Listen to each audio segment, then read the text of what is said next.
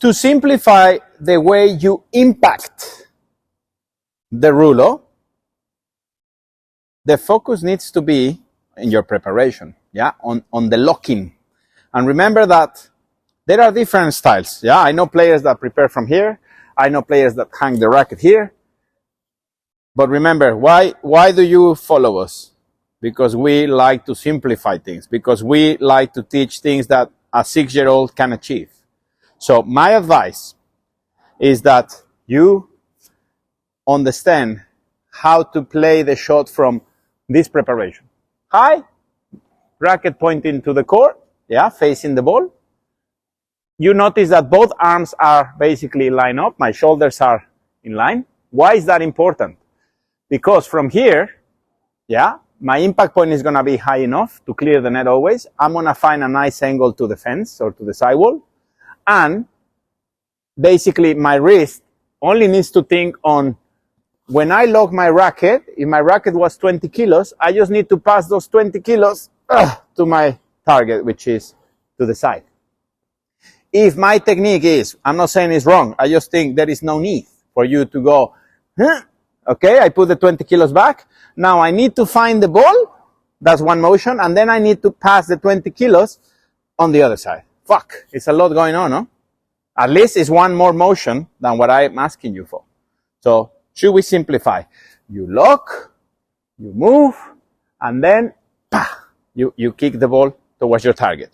Now, this arm, which is the left, is probably in this shot more important than this one. Of course, this is important. You are hitting the ball with the racket, yeah? But this arm is extremely important. And I will give you a good example because, again, many people that play paddle is familiar with tennis, or you have played tennis and you transition to paddle like I did. So think about this. When a player serves, regardless if it's a player that uses the legs together, if it's a player that serves like Rafa Nadal, if it's a player that serves like McEnroe, doesn't matter the stance. They all have one thing in common. When they toss the ball, yes, they keep the left arm there. Yeah? You will never see a decent tennis player tossing and dropping. What happens when I drop my hand? What happens when I'm not aware of my left hand being there holding my balance and my shoulder? Is that if I toss the ball and I drop my arm, I lost my balance. Yeah? So it's the same for this shot. The only thing is, why paddle is easier, for example, in this shot, because you don't need to toss the ball yourself. That's difficult, eh? Having a good toss in tennis is complex. They are already tossing the ball for you by playing the lob. So then keep the focus on holding. I like to teach this when I teach kids. I give them a ball, sometimes a little bit softer than a tennis ball or a paddle ball. And I tell them, you hold it with your fingers, yes?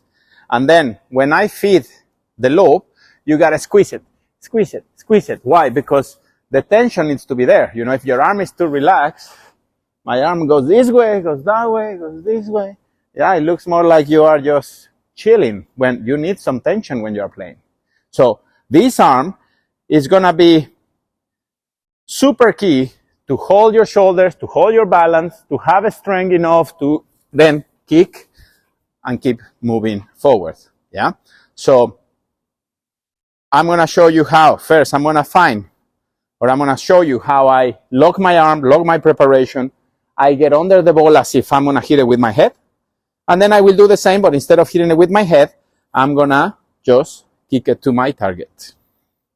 So now Rick is going to feed me some lobs, where remember, I'm going to focus on preparing up, locking my preparation, locking my left arm, and now getting under the ball to the point that I'm able to hit it with my head.